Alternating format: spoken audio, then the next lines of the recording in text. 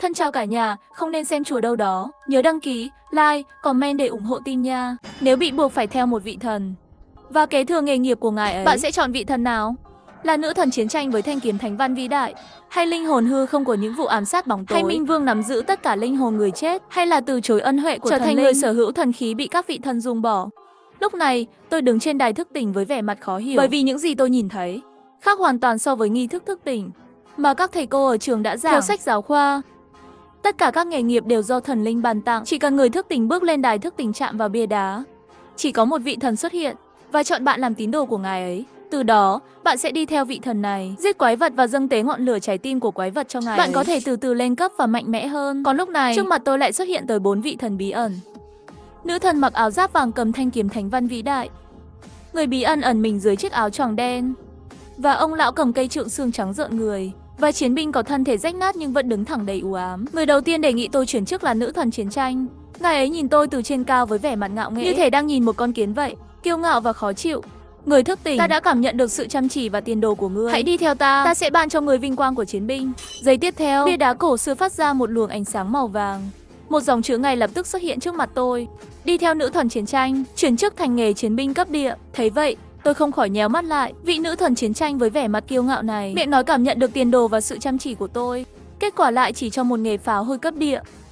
Không chút do dự lắc đầu và chuyển ánh mắt sang vị thần thứ hai bên cạnh. Chỉ thấy đó là một người mang áo choàng đen và khăn che mặt. Toàn thân được bao bọc bởi một luồng khí đen tối kỳ lạ. Sau khi nghe tôi từ chối vị thần đầu tiên, dường như ngài ấy có chút vui mừng. Lựa chọn sáng suốt, người thức tỉnh thông minh, hãy đi theo ta. Hãy trở thành lưỡi dao đen xé tan hư không. Trong khoảnh khắc, một biểu tượng hình dao đen đột ngột xuyên qua hư không xuất hiện trên cổ tôi. Dường như vừa là đe dọa, vừa là phô diễn sự khủng khiếp của sức mạnh hư không. Trở thành người hầu của linh hồn hư không, chuyển chức thành nghề thích khách bóng tối cấp AC. Đồng thời, trong tất cả những ánh mắt chế giễu tôi dưới đài thức tỉnh, bia đá đó lại bùng nổ một luồng ánh sáng tím chói lọi. Thấy vậy, tất cả mọi người đều vô cùng kinh ngạc. Ánh sáng màu tím, dấu hiệu đặc trưng của nghề chiến đấu cấp AC. Tiếp theo đó, một lưỡi dao đen xé tan hư không khác đột ngột xuất hiện bên cạnh tôi, sắc bén và nhanh nhẹn. Biểu tượng dao đen kỳ dị đó trong nháy mắt che khuất cái kén lớn màu xám tàn tạ trước đó. Lúc này, Bưu, người vừa thức tỉnh nghề bàn long võ tòng cấp AC, lập tức mặt tái mét, đột nhiên đứng bật dậy, gầm lên, một người làm sao có thể thức tỉnh hai nghề? Mà vẻ mặt của Lâm Học Minh và Liễu Như Yên bên cạnh cũng thay đổi ngay lập tức. Lâm Học Minh, người vừa mới điên cuồng chế giễu bạn, càng kích động chạy thẳng lên bục chủ tịch, chất vấn hiệu trưởng, nhất định là có sai sót rồi. Tiêu Phàm, anh ta không thể nào thức tỉnh hai nghề được, anh ta chỉ là một nghề phế vật thôi. Chỉ thấy lúc này, hiệu trưởng và những người khác trên bục chủ tịch, từng người đều trợn mắt há hốc mồm. Lúc này, chủ nhiệm khối vội vàng ngăn Lâm Học Minh lại. Bạn học này, bạn hãy bình tĩnh đã. Còn hiệu trưởng Lâm Chính Nam càng đột nhiên đập bàn đứng dậy. Kích động lắm phải không? Đây chính là nghề cấp AC, ta đã nói rồi. Lão già này chưa bao giờ nói lời khoác lác. Lâm Chính Nam kìm nén sự kích động trong lòng. Ông ấy đã làm trong ngành giáo dục gần hết cuộc đời. Tuy rằng chưa từng tận mắt nhìn thấy ai có thể thức tỉnh ra hai nghề để lựa chọn, nhưng cũng đã nghe nói về những trường hợp cực kỳ hiếm hoi thức tỉnh ra nhiều nghề. Đó là bởi vì cậu ta được nhiều vị thần cùng lúc lựa chọn. Tuy nhiên, ngay lúc này, 4 hội lớn trên bục chủ tịch, mỗi người một tâm trạng, nhưng đột nhiên nghe thấy đám đông vây xem bên dưới lại phát ra một tràng kinh hô, tiếng xôn xao và tiếng kinh hô thậm chí còn lớn hơn lần trước. Trời ơi, mau nhìn kìa! Hiệu trưởng Lâm Chính Nam và những người khác vội vàng đứng dậy, ngay cả những người từng trải trên bục chủ tịch cũng không khỏi hít một ngụm khí lạnh. Chỉ thấy bia đá cổ xưa trên đài thức tỉnh lại một lần nữa phát ra ánh sáng, hơn nữa là một cột sáng màu cam cắm thẳng lên trời. Đây là nghề thứ 3 của tôi, 3 vị thần đều đã chọn tôi.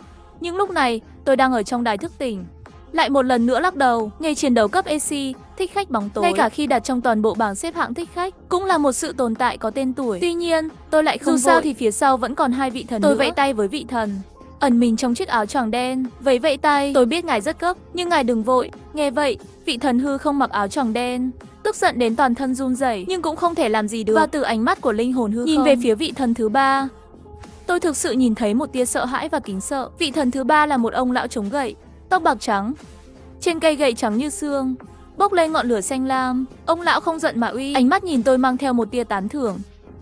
Người thức tỉnh, ta là Minh Vương, hãy thần phục ta sẽ ban cho người sức mạnh đủ để điều khiển sinh tử. Tôi thầm nghĩ, khẩu khí thật bá đạo, xem ra giữa các vị thần cũng có cao thấp. Giây tiếp theo, một dòng chữ lớn màu trắng cổ xưa hiện lên trước mặt tôi. Thần phục Diêm Vương, chuyển chức thành nghề cấp CC, tai ương tử linh. Trong chớp mắt, một đám mây đen u minh như ảo ảnh đột nhiên xuất hiện, ập thẳng vào mặt tôi. Nhìn kỹ lại, chỉ thấy trong mây trôi không phải sương mù, mà là từng bộ xương trắng héo. Đám mây đen đó chính là quân đoàn xương cốt hàng nghìn tỷ. Mọi người bên ngoài đài thức tỉnh chỉ thấy tấm bia đá, bỗng phát ra một đạo quang mang màu cam phóng thẳng lên trời cao. Toàn bộ bầu trời như nhật thực, đen kịt một màu.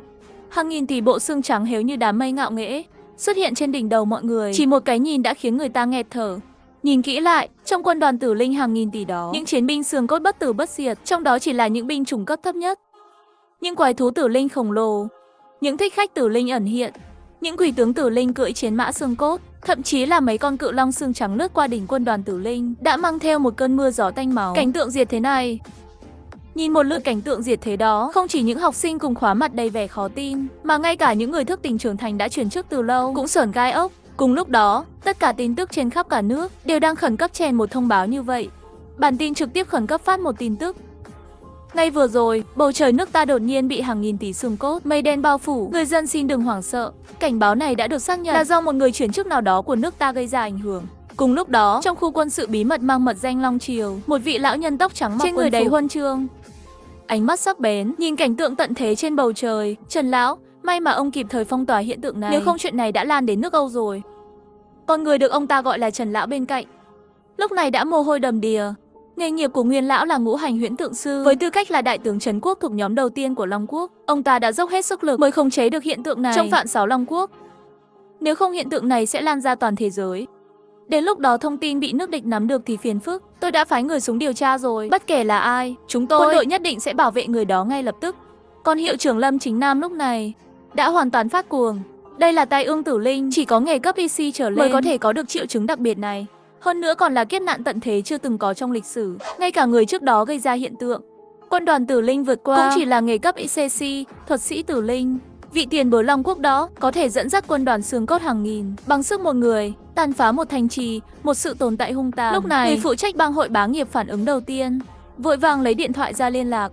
Hành động thông minh này ngay lập tức thức tỉnh 3 người phụ trách còn lại. Họ cũng đang ở trên bục chủ tịch, bất chấp thể diện liên lạc với hội trưởng bang hội của mình. Những lão làng này đều rất rõ ràng trong lòng. Nghề cấp CC không phải là nhân vật mà họ có thể giải quyết được, nhất định phải để hội trưởng bang hội của họ tự mình đến chiêu mộ. Trong mấy chục năm qua, 4 bang hội đứng vững như kiềng ba chân ở Long Quốc. Sự xuất hiện của tôi chắc chắn sẽ phá vỡ cục diện này, nhưng tôi đang ở trong thế giới thức tỉnh.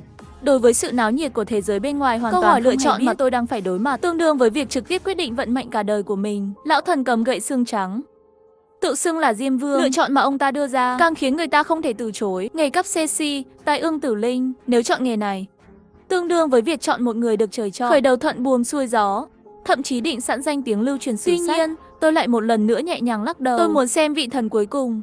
Vị cuối cùng này, nó là thần, chi bằng nó là một người phàm, thân thể tàn tạ và mái tóc đen rối bời. Ngay cả thứ cầm trong tay cũng chỉ là một ngọn đuốc leo lét. So với 3 vị trước phô trương ngạo nghễ, vị thần thứ tư này giống như một kẻ ăn xin tàn tật. Tuy nhiên, chính kẻ ăn xin này vừa mở khiến miệng, toàn thân tôi lạnh toát, mồ hôi lạnh ướt đẫm cả lưng. Cậu cũng là người xuyên không đến Lam Tinh sao? Nghe vậy, đầu óc tôi như nổ tung. Tôi không phải là người của thế giới này, mà đến từ Lam Tinh, nhưng bí mật này, tôi chưa từng nói với ai về điều này. Ngay cả 3 vị thần trước đó, cũng không thể nhìn thấu thân thế của tôi. Vậy mà người tàn tật trước mắt này, lại có thể nhìn thấu lai lịch của tôi chỉ bằng một cái nhìn. Lẽ nào vị thần tàn tật này cũng là một người xuyên không đến từ Lam Tinh? Tôi kinh ngạc muốn hỏi ra vấn đề của mình. Nhưng vị thần đó, dường như có chút vội vàng mở miệng nói. Đừng theo đuổi thần linh, tất cả đều là âm mưu của chư thần. Chúng ta đều là quân cờ, đều là những kẻ hy sinh. Thần cũng có thể bị giết chết, chúng ta cũng có thể trở thành thần. Những lời nói khó hiểu khiến tôi nghe như lạc vào sương mù. Nhưng thân thể của vị thần đó đột nhiên từ từ tan biến, như thể bị giết chết. Trong lòng tôi có vô số câu hỏi muốn hỏi, nhưng đã không kịp nữa rồi. Chỉ thấy trước mắt đột nhiên xuất hiện một dòng chữ: từ chối ân huệ của thần linh, trở thành người bị chư thần dùng bỏ. Nhận được vật phẩm thần khí nghề nghiệp cấp bậc không xác định. Thần cấp tuy tàn khuyết, nhưng vẫn có thể tận hưởng sức mạnh của vật phẩm thần khí, tiêu diệt bất kỳ quái vật nào. Đều có thể hiến tế tinh vật trên người quái vật đó để nhận được thuộc tính của chúng, thiên phú, kỹ năng và các ý hướng khác. Và khi lựa chọn này xuất hiện trước mắt tôi kinh hoàng phát hiện ra một cảnh tượng kỳ lạ. Chỉ thấy trên đầu 3 vị thần trước mặt lại xuất hiện 3 thanh máu, màu đỏ sẫm đến đen, lượng máu lên đến hàng vạn tỷ, nhưng lại xuất hiện rõ ràng trên đầu họ như vậy. Cảnh tượng này mang đến cho tôi sự chấn động quá lớn. Thế giới quan của tôi sụp đổ ngay lúc này. Hóa ra thần linh cũng có thanh máu. Vốn dĩ chỉ có thần linh mới có thể hưởng thụ sức mạnh. Người thức tỉnh chỉ có sau khi giết quái vật mới có thể hiến tế tinh họa cho vị thần mà mình theo đuổi, mới có thể nhận được sức mạnh mới. Nhưng sở hữu thần các đồng nghĩa với việc có thể ngồi ngang hàng với những vị thần này. cũng có thể hưởng thụ sức mạnh. Vì vậy, sau khi người sở hữu thần khí giết quái vật, không còn hiến tế cho thần linh nữa, mà là cho chính mình, những thuộc tính trên người quái vật đó, thiên phú kỹ năng đều có thể biến thành của mình. Mặc dù ban đầu chỉ là một nghề trắng, nhưng lại có khả năng phát triển vô hạn, thậm chí có thể trở thành thần thực sự. Ba vị thần trước đó, một người kiêu ngạo và keo kiệt, một người thì giống như dụ dỗ con mồi, tìm cách dẫn dụ, một người thì dứt khoát bảo mình thần phục hắn. Không có một ai thực sự tôn trọng mình. Trong mắt những vị thần này, có lẽ con người chỉ là những con kiến bị họ đùa giỡn. Ngay lúc này, hội trưởng của 4 bang hội lớn đều vây quanh bục chủ tịch. Còn 4 người phụ trách bang vốn đang ngồi trên bục chủ tịch thì vội vàng nhường chỗ. Hiệu trưởng Lâm, chính Nam, có lẽ cả đời này chưa từng được đối đãi như vậy, nhất thời được tầng bốc mà lòng nở hoa. Cười không khép miệng được. Bạn học Tiêu Phàm luôn là nhân tài trọng điểm bồi dưỡng của trường trong nửa năm qua của chúng tôi luôn dốc hết sức cung cấp tài nguyên. Cậu ấy càng là học sinh tốt nghiệp xuất sắc của chúng tôi. Nhưng ngay khi đang nói chuyện, quân đoàn tử linh hàng nghìn tỷ đáng kinh sợ trên bầu trời thế giới thức tỉnh này lại dần dần tan biến. Sau đó lại có một cột sáng từ bia đá cổ xưa trên đài thức tỉnh phóng lên trời. Còn nghề nghiệp thứ tư nữa, hội trưởng bang Hắc Nhân, Vương Mãnh lập tức hít một hơi lạnh.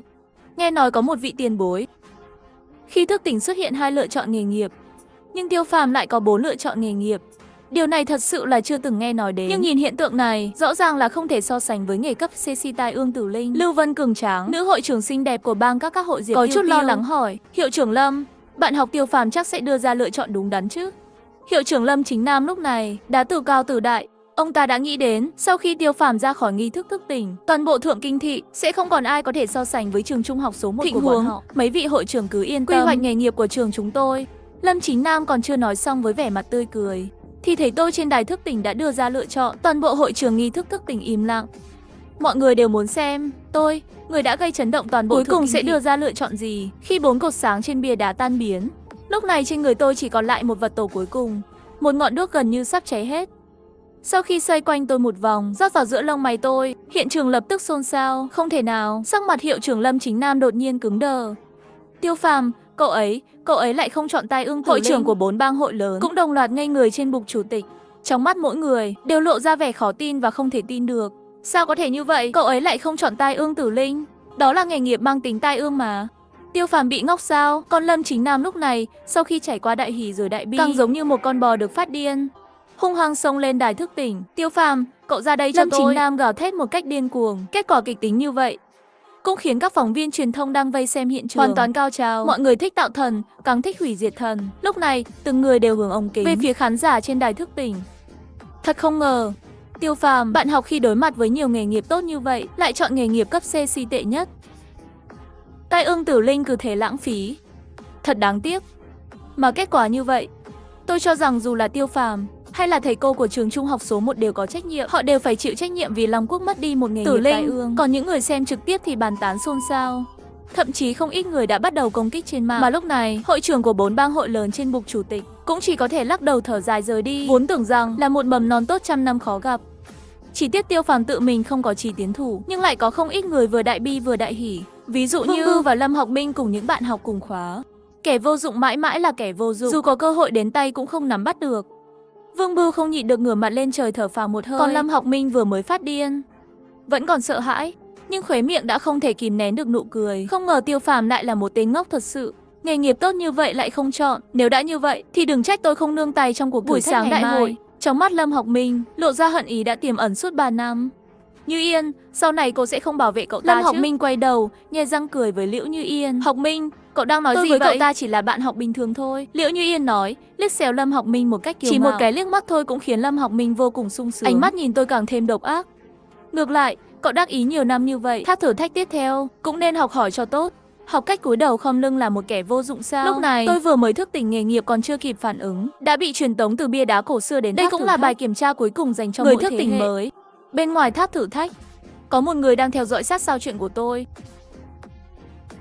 Đó chính là Đường Uyển, giáo viên chủ nhiệm lớp tôi ở trường trung học số 1. Tôi là học sinh do cô ấy một tay dạy dỗ. Chỉ có cô ấy mới biết rõ tôi ưu tú đến mức nào. Và cũng tin chắc rằng việc tôi từ chối nghề nghiệp cấp CC tai ương tử linh nhất định có lý do của tôi. Còn Đường Uyển, với tư cách là giáo viên hướng dẫn, biết rằng tháp thử thách năm nay không hề đơn giản. Ngay khi Đường Uyển mở thiết bị quan trắc, vừa vặn nhìn thấy tôi bị bao vây bởi đám Gaberlin đầu tiên. Với tư cách là một người hướng dẫn nghề nghiệp, cô ấy đương nhiên biết người chơi nghề nghiệp trắng bị Gaberlin bao vây, sơ ý một chút là sẽ bị giết ngay lập tức. Nhưng ngay khi cô ấy đang lo lắng cho tôi, lại nhìn thấy tôi vung cây thương sắt thô trong tay, với thao tác chuẩn mực, tiêu diệt từng con Goblin. Cùng lúc đó, bên tai tôi vang lên một tiếng thông báo, chúc mừng bạn đã tiêu diệt người canh giữ tầng 1 của tháp thử thách. Đang truyền tống đến tầng 2 của tháp thử thách. Đột nhiên, tôi chỉ cảm thấy trước mắt tối sầm lại. Bộ lạc Goblin xung quanh đó và thủ lĩnh dần dần biến mất. Sau đó màn hình chuyển cảnh, tôi được truyền tống đến một hang động khổng lồ, tối tăm. Xung quanh ngoài vách đá ra thì chỉ có bùn đất ẩm ướt, xem ra đây là tầng thứ 2 của tháp thử thách. Lúc này trong lòng tôi không còn cảm giác lo lắng, mà là phấn khích. Chỉ hiến tế lũ Goblin ở tầng thứ nhất thôi, cũng đã giúp bản thân nhận được 2 thiên phú từ dã man và huyết thú sôi trào. 2 thiên phú này tăng sức mạnh lớn đến vậy. Vậy quái vật tiếp theo sẽ mang đến cho Tiêu Phàm sự ngạc nhiên đến mức nào? Trong lúc suy nghĩ, quái vật tầng 2 của tháp thử thách. Chỉ thấy trong hang động khổng lồ này, trong lớp đất mềm ẩm ướt dưới chân, dường như có thứ gì đó đang di chuyển.